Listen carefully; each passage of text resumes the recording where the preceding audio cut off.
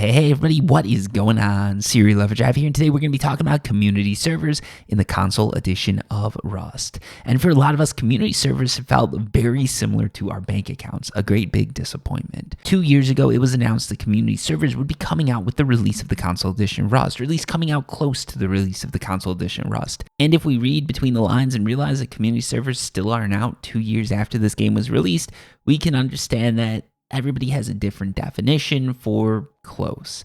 I thought close meant a couple of months. D11 thought close meant within our lifetimes. And it seems like community servers will be released within our lifetimes. If you look at the updates that have been given for community servers, read in between the lines, there is a lot of stuff that you can glean and sort of figure out about when community servers are coming out, along with what exactly will be included with community servers, what options you'll have like PvE, aim assist, and a few other things that we're going to be talking about later in this video. But first, what I want to talk about is when community servers will be coming out, because that's probably what a lot of people jumped into this video for, and I don't like to waste anybody's time. So yeah, the devs for the console edition Rust D11 announced that community servers would be coming out in 2023. This announcement was made in Rust devblog number 17 on May 18th of 2023, which celebrates the 2-year anniversary for the console edition of Rust. And just from this announcement, there's actually a lot that we can figure out. And if you haven't been covering Rust console edition news for over 2 years, you might not be able to come to some of these conclusions that I've come to. So let's just go over everything and how I came to these conclusions. So to come to these conclusions, the first thing I really had to assume was that community servers will come out in 2023. If we don't want to take D11 at their word because they've made promises before and failed, that's fine. But I sort of think that we should, because it's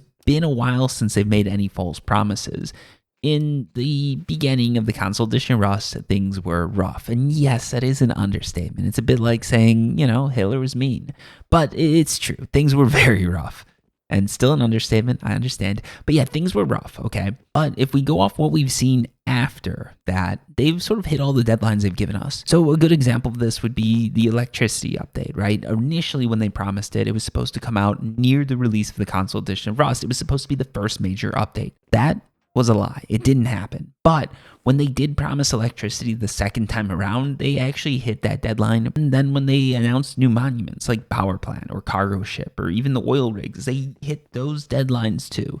And there's a whole host of other examples, but I really don't feel like looking them up. And I think at this point, I've given you enough examples. If you don't agree with me, that's fine. I can completely understand where you're coming from, because yes, those initial promises were not good ones. They were not genuine ones, in my opinion, because looking at the state of community servers, looking at the state of electricity, I do not think they were in a position to release those things in a couple of months when they said they'd be releasing them with the console edition of Rust. I just don't think that was going to happen. Maybe I'm wrong. Hopefully I'm wrong. But I just feel like there's something was going on. Maybe there was crosswires. Maybe it wasn't anything malicious, but they didn't hit those promises. They didn't make good on those promises. But since then, they've made good on a lot of the things that they've said they're going to do. And I can't think of any big examples of things they said they were going to do and didn't manage to do. So assuming that we can trust that and say that they're not going to break this streak, community servers are going to come out in 2023. Looking at the devblog that they announced this on, this would be Rust devblog number 17. It was released on May 18th, 2023.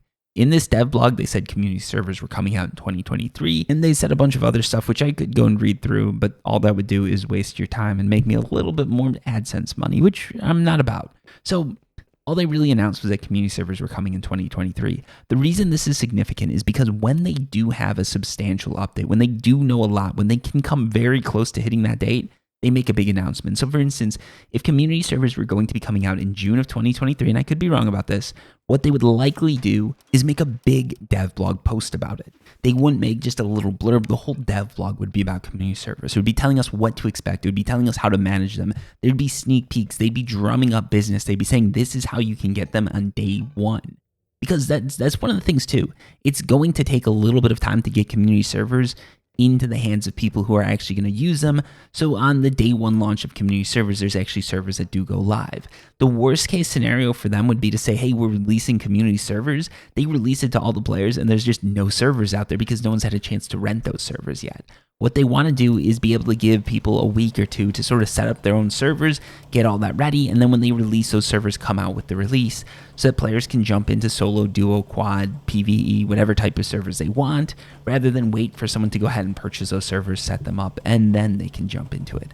So likely they're going to need a couple weeks for players to be able to buy those servers, and a couple weeks before that they're going to want to make the announcement to sort of drum up the hype. One thing I think they don't want to do is give us too much of a lead time, because that's where sort of miscommunications happen and things go wrong. So my guess is 2 months before community servers release, or maybe a month and a half, or at least a month before community servers release, there's going to be a dev blog on it.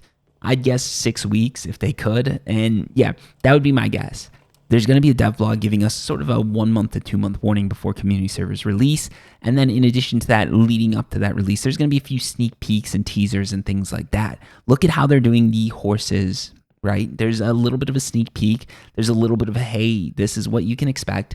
And then they start teasing it. They start building up the hype. And then probably in June, we're going to get some big announcement going over Horsepocalypse, what it's going to include, everything like that. And then in July or August, that thing is going to become live. I'm guessing they're going to follow the same pattern with community servers, which means based on this, there's no way community servers are going to be released in June or July. It's a slight possibility they might be released in August, but most likely September, October, November, or December is when community servers will be released. I don't think they're going to be doing any sort of like December 31st BS, but you never know. I don't know when Thursday lands, but like I just don't think they're going to be releasing it right before 2024, but I do think it's going to be pretty deep into the latter half of 2023 that we're going to see community servers. Now, moving on into the next bit of this video, this is where we're going to be talking about sort of unseen features that we can expect in community servers just from screenshots, leaks, and things that I have heard. So to start things off, we're going to be going back to dev blog number 12.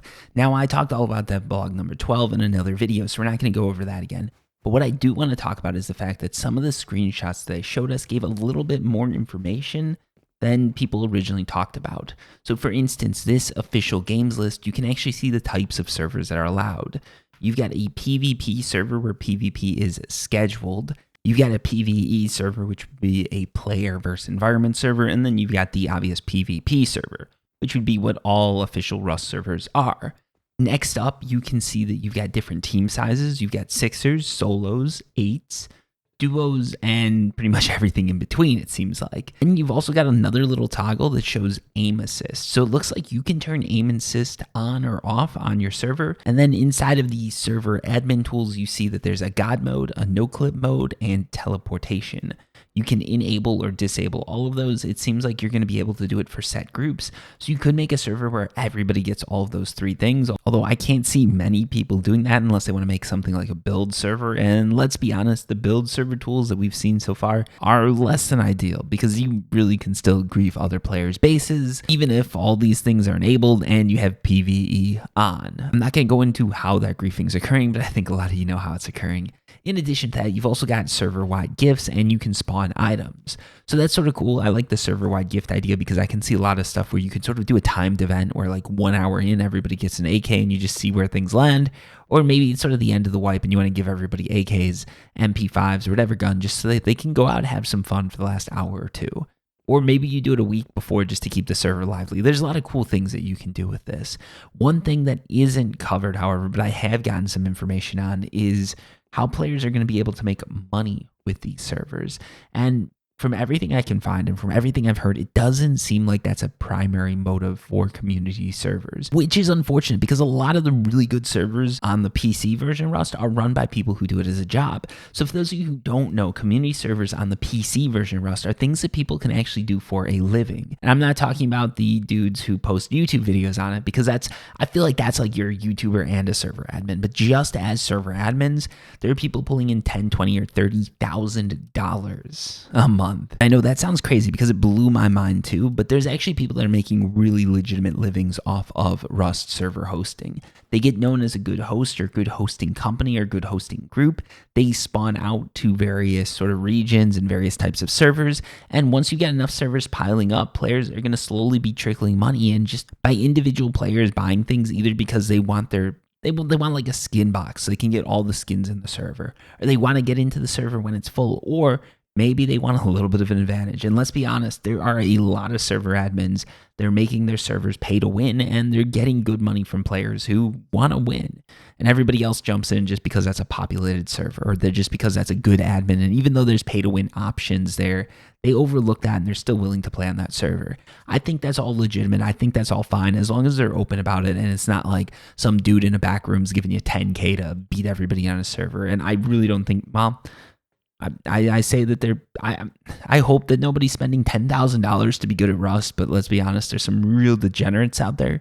And from what I've heard about Rust cheats on the PC, there's some people making huge sums of money selling cheats to just these groups of people who just want to be good at Rust for whatever reason. And like, hey, to each their own, but if you're spending $20,000, $10,000, a couple grand even to be good at a video game by cheating, you're just a complete loser, let's be honest.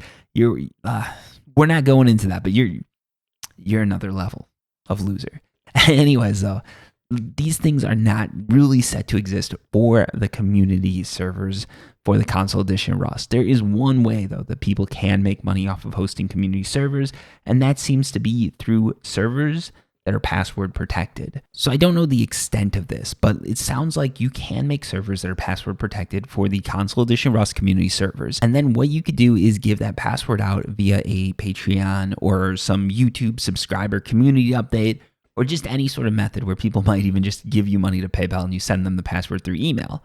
That's one way that people can basically sell a password to make money. Now, there's two ways this could work. If they allow passwords to be used to sort of supersede a queue, I could see this working, right? Like if you have a server with 100 players on it and someone wants to get in, maybe they pay you $5, and for that month they've got the password, they use that password and they can jump the queue. I could see people doing that. However, if they only allow password and no password and everybody needs a password or nobody needs a password, then you could have a problem, because what's going to happen is, can you get enough people to pay you whatever that password costs to keep the servers online and operational? Now, no one knows how much these servers are going to cost, but from what I can guesstimate, I'd guess that you're going to be looking around $100 to $150 per server that can support 100 players at any one time. What this means is you're going to need at least 100 people paying you $1 for that password, or you're going to need, 20 people paying you $5 or 10 people paying you $10 to keep those servers operational. Now, I don't think this is impossible, but it does seem like a lot of people are going to struggle to get that number of players to pay them. Even 100 people paying you $1 is a pretty significant thing to do. For instance, I never talk about it, but I do have a YouTube sort of subscription option where people can I think even just paying $1 to be subscribed and get like extra community updates, which I don't really use. It's just an option to donate money to me basically. So I don't really talk about it, but I haven't really managed to get many people to do that. Maybe at my height, I was getting like 10 people to pay me like $1 to $5. And I do little community updates and things like that. Right now, full disclosure, I think I have like 2 or 3 people who are like members. So who are paying for that like extra little bonus. You know, you get your name highlighted on Discord and a few other things, but like, there's not many people that are interested in doing that. Now, if you have a properly run server, I'm sure you can get more people that are actually interested in jumping in that server. If you have admins, mods, people that are paid to sort of keep these servers up to date and, just make sure nothing nefarious is going on these servers, you can probably get more people to pay you. But can you get enough people to pay you that you can also pay the admins, pay the mods, and pay for the server hosting fees? I don't know. We're going to have to see where this goes. Right now, I don't know if the community is actually big enough to handle it. I'm going to try to make a community server. I'm going to see just what happens with it. But honestly, I expect that to be probably money going out. And if we're being completely honest, if I'm paying $150, let's say, for a 100-person server, if it doesn't really feel like it's worth it, I'm probably not going to continue doing it, because this channel doesn't make that much money that $150 a month is something that I could just be donating and feel like I'm not really taking a pretty big hit to the bottom line, if we're being honest. 2 years ago, I would have done it no problem. I would run a host of those servers because the channel was popping off. Right now, it's not really doing it. There are people who are bigger than me, right? You've got like Obi, you've got Jade Monkey. They're doing some pretty good views, like hats off to them. They're doing a good job of keeping things consistent and sort of keeping those videos coming. I've faltered a little bit here and there, and it's probably hurt the channel, for being honest. It is what it is. I've got family, I've got stuff that I've got to take care of in real life. They've somehow managed to juggle things a lot better than I have. And for that, rightly so. They've got more viewership and everything like that. So maybe they'd be able to support those servers. Maybe they'd have more people that are interested in joining those servers. But I don't think there's too many people in the community who could just put out that money and not really want anything in return. If we're talking 100 people that they don't really know. Now, if you're doing something for 10 of your friends, it's probably going to cost significantly less. They were talking about $10, $20, maybe $30 a month, which isn't too bad. But I think when you're putting out like $100, $150 a month for something, you can't treat it like a Netflix subscription.